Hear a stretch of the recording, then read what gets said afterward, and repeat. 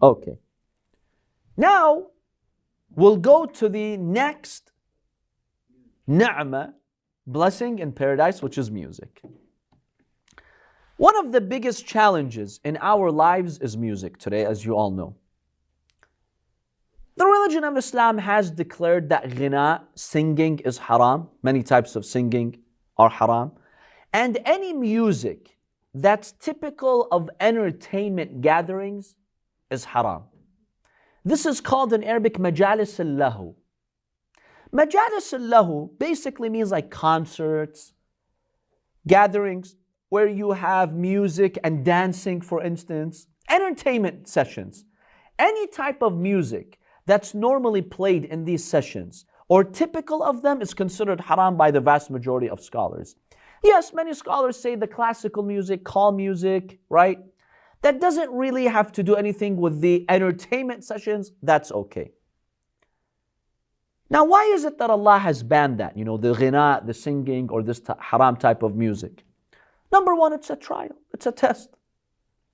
We all have this built-in desire for music, for singing. Allah's trying us. Are you willing to say no for me? Most people are not willing. By the way, those scholars who understand ghina to be haram, they say it's haram from anyone. Anyone. Even if your spouse is singing for you, haram. Yes? In God's law, there is no singing. Allah doesn't want a mu'min to hear singing or to sing. One reason is it's a trial. It's not easy. It's very difficult because we have this built-in desire for singing and for that provocative music. But a believer says, I will show myself restraint, that for the sake of God, I will be able to say no. When you have that type of capacity, you can say no to other sins. You can be a strong person. You will not oppress others. That's the idea. It trains you to be a strong person. That's one reason. Another reason, music has negative impacts on the soul and on the body. On the soul, it reduces your appetite to worship Allah. People who go into that music mode, after they're done, they're not really interested in dua, in ibadah, in worshipping Allah subhanahu wa ta'ala. It just has a negative soul impact on the soul. Also a negative impact on the body. Numerous studies have shown that the effect of addictive music on the brain is just like addictive drugs. So they monitor the brain for wave activity, and they see that there's a part in the brain that lights up when you do drugs. That same part lights up when you listen to your music. Yes. That's why it's so addictive. Have you seen people hooked on music? They can't sleep without it. They can't function without it.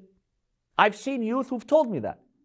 They told me, Sayed, when I was addicted to music, I would listen to it hours and hours every day. I was addicted. I could not let go. Now, alhamdulillah, that I've stopped, I feel I'm at peace. I'm relieved. I didn't know how much addicted I was. It's addicting. I'm not saying it's as bad on the body as drugs. No, drugs have serious effects on the body. But it has that addictive nature. So this could be one reason why Allah subhanahu wa ta'ala banned us from it. Another reason, if you look at songs, the albums, the popular albums out there, if you examine the lyrics, the words, most of them are negative. According to studies, you can Google this, it's published publicly. According to studies, more than 2/3 of all lyrics contain references to violence, to drugs, and when you look at the immorality out there, they also make a reference to that, to like illegitimate relationships and sex. Most of the lyrics, they refer to that. So when that's now, yes. It's like what I used to was like Fayrouz. It's like hope songs. I think that's. But see, but most of those love songs, are they halal love, or they encourage the youth to be passionate with love and pursue illegitimate relationships? See, that's the problem. People who get addicted to these types of songs, eventually they start looking for haram love. Because the way those songs describe that type of love, it's not your typical husband and wife. Let's face it. Let's be realistic. It opens this passionate window for the one who's listening, and over time it could push them for a haram relationship. It doesn't serve a good purpose.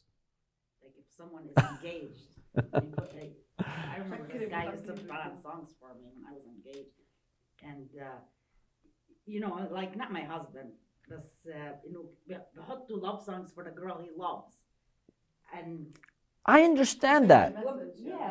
no, just that they love each other. I know, I do understand that. Their intentions are good, it's fine, they're engaged here. But it has negative impacts on the soul. It distracts you from God and the akhirah. That's the reality. Even those songs that you talk about, the love between the fiancé, right?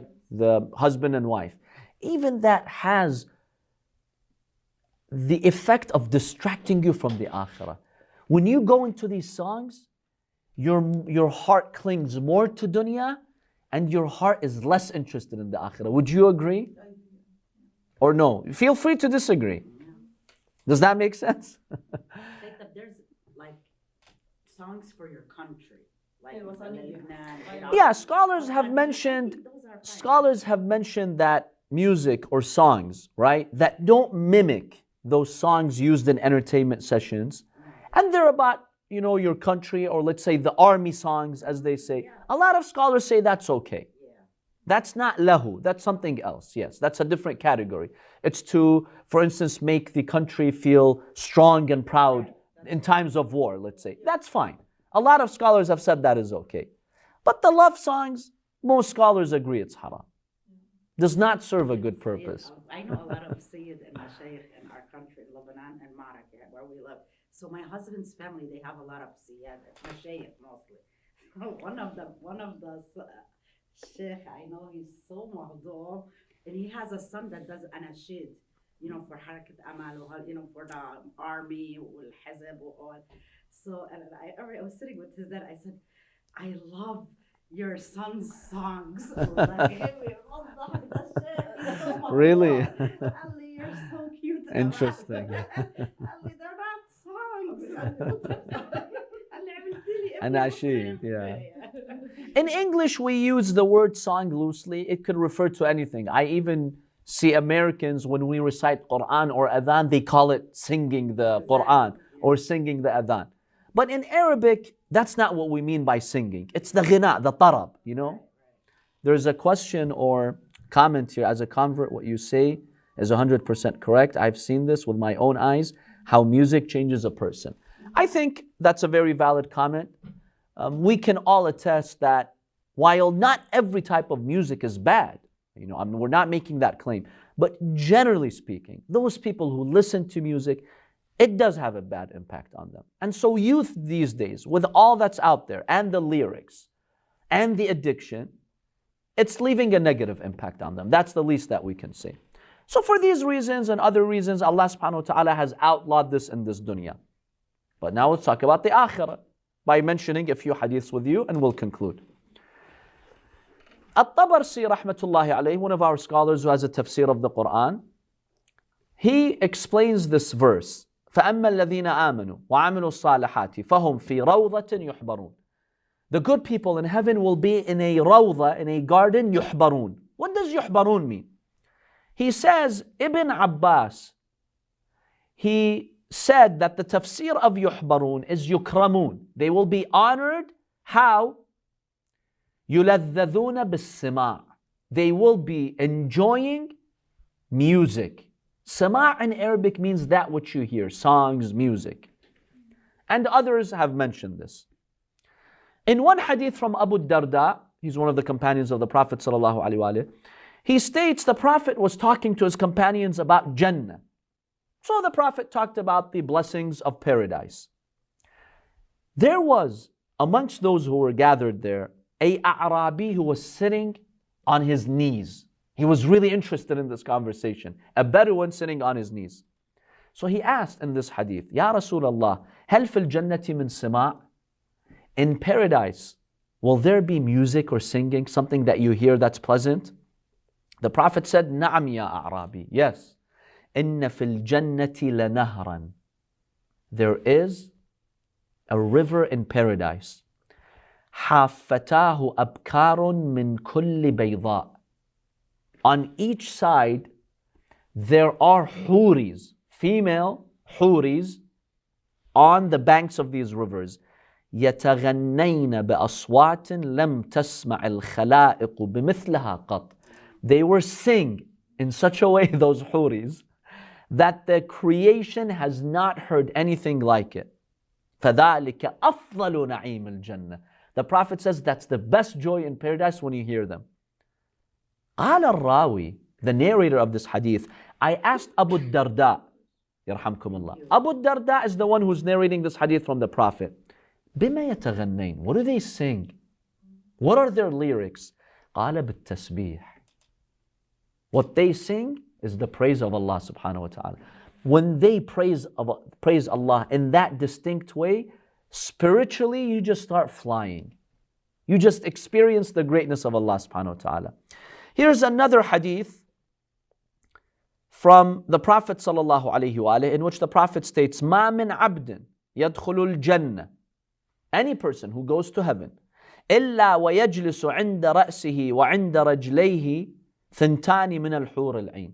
Every person who goes into paradise, there will be two huris, hur al-ain, sitting by his head and two by his feet. تغنيانه بأحسن صوت سمعه الإنس والجن. They will sing to him in a voice that no human or jinni has ever heard like. وَلَيْسَ بِمِزْمَارِ الشَّيْطَانِ. The Prophet says, but don't think this is like the satanic music, the provocative rock and roll type of music. No.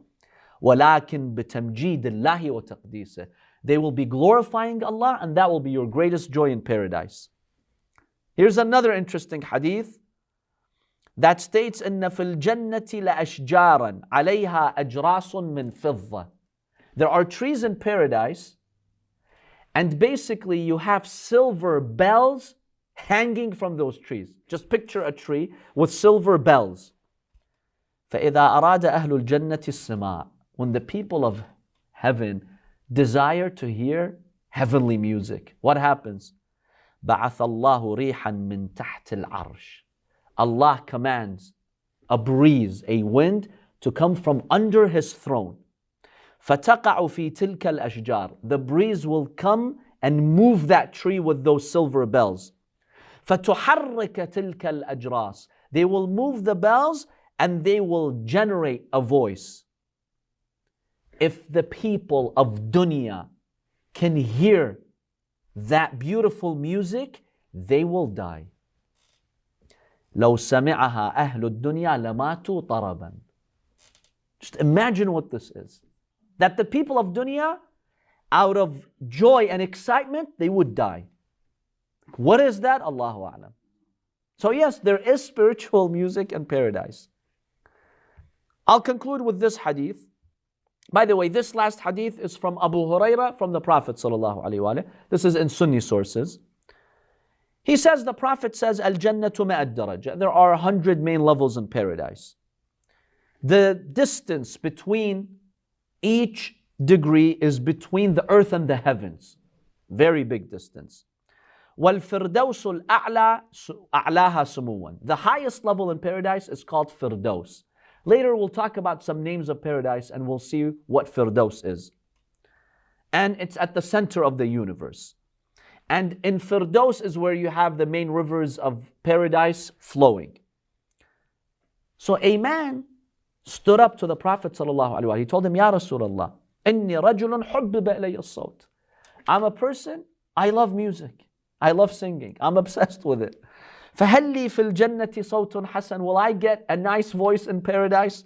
The Prophet said, yes, I swear by the one in whose hands my soul is. Allah subhanahu wa ta'ala will reveal to one of the trees of paradise. He will tell the tree, I want you to generate a beautiful voice for my servants in paradise. But for who? For my servants who in dunya were not distracted by music. And they did not let music take a part of their life. Instead, they were worshiping Allah. So if you sacrifice music, songs here, Allah will grant you heavenly music over there. فترفع صوتا لم يسمع الخلائق بمثله قط من تسبيح الرب. So don't think of this music as the one that makes you party like an animal, like in this dunya. No. This music makes your spirit experience the greatness of Allah subhanahu wa ta'ala. It's a spiritual music that rejuvenates the soul.